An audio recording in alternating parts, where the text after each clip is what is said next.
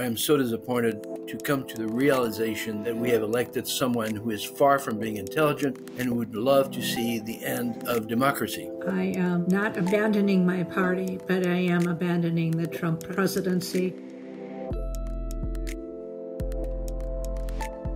He's a racist. Racist and inflammatory comments. This sexual predator. He's had over 25 different women make allegations of sexual misconduct against him. He's a con man and he's a criminal. My family company was one of the many companies that helped build the Taj Mahal in Atlantic City. Trump did not pay my family's company $8 million. He's opened up a dialogue of hate that has given the permission to people to treat each other in ways that aren't good. This divisiveness. We've elected someone who actively fans the flames of divisiveness and tribalism and us versus them. Trafficked in a toxic blend of nationalism, populism, and xenophobia that doesn't represent traditional conservatism. Minorities and immigration, ever since he took office, he's only doubled down on those things and made them worse. We're separating people in need and putting kids in cages. He shut down the government because of the border wall. First thing he did with the Muslim ban. I mean, that was thinly disguised as a travel ban, but it was a fundamentally racist policy to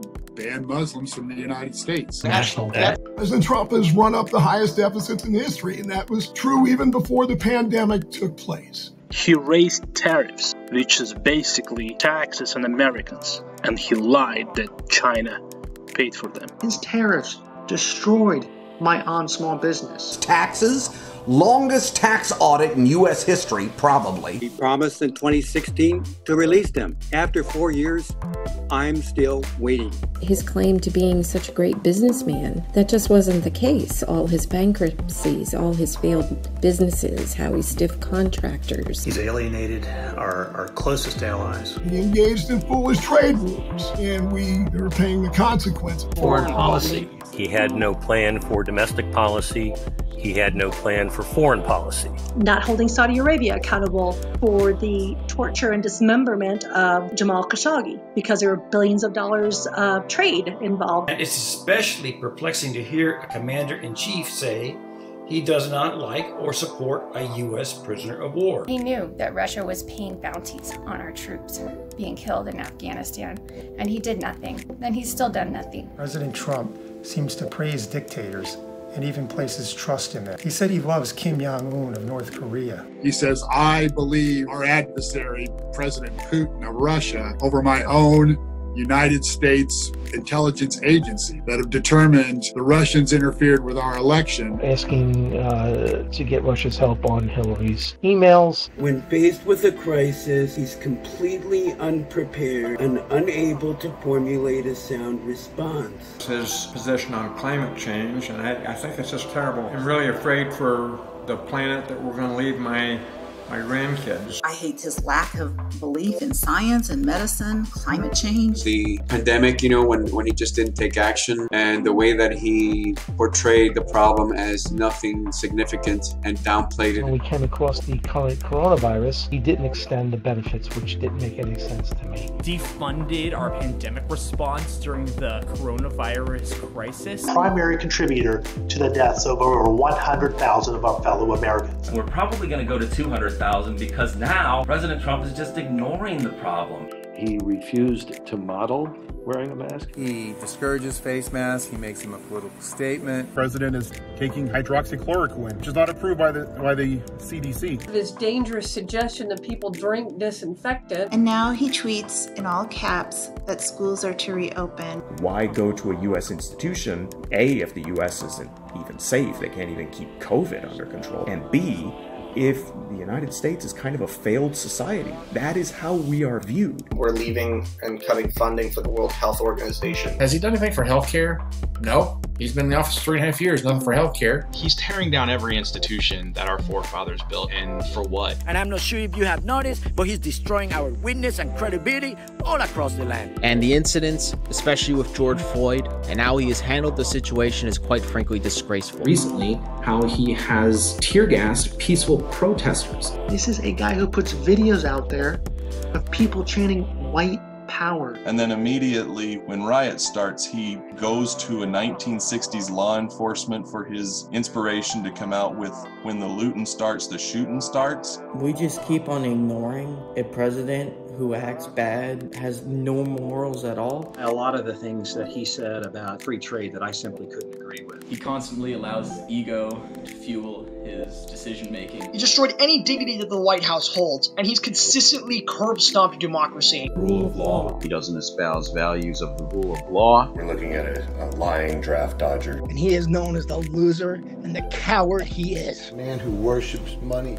over everything else. I'm dismayed with his hourly, childish, incessant Twitter posts. He is an absolute narcissist, and it's all about him winning. We have an administration of yes men. They are scared of him. He is a bully. Authoritarian bully with so much hate in his heart. Republicans seem to cower in his presence. 15% national unemployment. We've got an unemployment rate not seen since the Great Depression. He tried to use his influence with Ukraine to get reelected and then got impeached instead.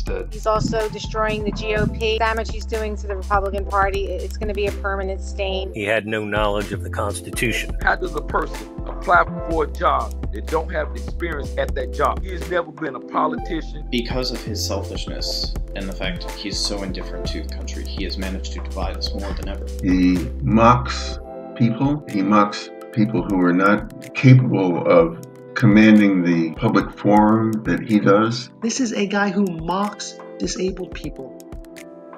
Who mocks disabled people? His default position is to blame other people, to find the fault in others rather than taking responsibility for his own failures and the failures of his administration. We are an embarrassment. I used to be a very proud American, and right now, I'm sorry to say, I'm ashamed because of Donald Trump. My biggest issue with Trump is the constant barrage of lies. This compulsive, pathological need to lie about everything. And not only does he lie, but if he says something that I know I've heard, he says he didn't say it, and so he gaslights. And I don't like to be gaslighted. He's threatening critics in the media with censorship. When President Trump, for example, tries to use an executive order to change the law regulating social media companies, well, I'm against that too. Undermining the free press. They aren't fake news.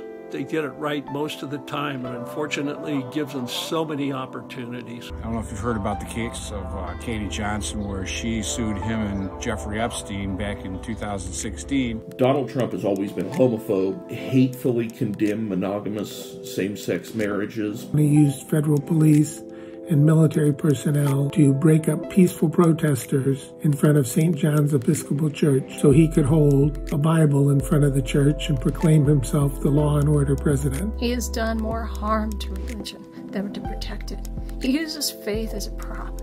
And as a person of faith, I am deeply offended by this. He almost started war with Iran. We were this close to getting a World War III. We have been banned, from all but 20 countries in the world. No one wants us. America has gone from a guiding light of the world to the embarrassment of the world. Settling a $25 million lawsuit operating a blatant university scam. His whole family, they're nothing but a bunch of grifters, cons, criminals. It's a Trump organized crime family. A president who willingly breaks the rules, breaks the law. He's also a misogynist. I don't know if you've heard any of his misogynistic comments that he's making all the time. I've also believed that he is mentally unfit. The other things that struck me as obvious violations of his power was when he fired the Ukraine ambassador when he was being tried for impeachment, and he just fired her for no reason. Making things worse is his lack of empathy. There is a list of 14 identifiers of fascism,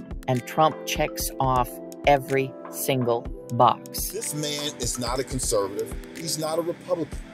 He's only in this for himself. He's not a leader. Leaders use authority by their integrity, their character. He tries to use power of his bully pulpit, of his Twitter account, to bully people into supporting him. Apparent opposition to democracy. He wanted to win the election, but he wanted to win once. He looked and sounded like a wannabe dictator. He's disputing the results of an election 3 months before they happen. He's tried to postpone the election. Do you want to live in a country where politicians can just come in and challenge and delay elections like in tin pot dictatorships around the world? He has enough time to watch TV, tweet, and play golf, but somehow not enough time to read intelligence reports. He called actual Nazis very fine people. And as a proud Jew, that does not sit well with me. I thought Donald would run this country like a business. He would look out for working class Americans like myself. I couldn't be more disappointed in his performance. He thinks he's a king. He thinks his family's the royal family. I've seen in Donald Trump impulsiveness and vindictiveness, childishness, nepotistic, sort of corrupt behaviors on many, many levels. The corruption and the mishandling of power in our judicial system, in our legislative system, in our executive branches, because he has taken advantage of every concept of that. He does not listen to advisors. He hires or appoints yes men. He has betrayed every principle of the conservative movement that I believe in and many conservatives believe in. I can no longer defend the indefensible, and I'm sick of trying. I mean, everybody was supporting him because of the economy, and they think this economy is going to snap right back. This economy is damaged for quite some time. It's not going to snap right back, and that's why we need to put Biden in office. The Republican Party has completely sold out to Trumpism, and I can't support that. I want to beg you to help us defeat the Trump personality cult that has taken over the GOP. The Republican Party I knew and loved was an honorable party.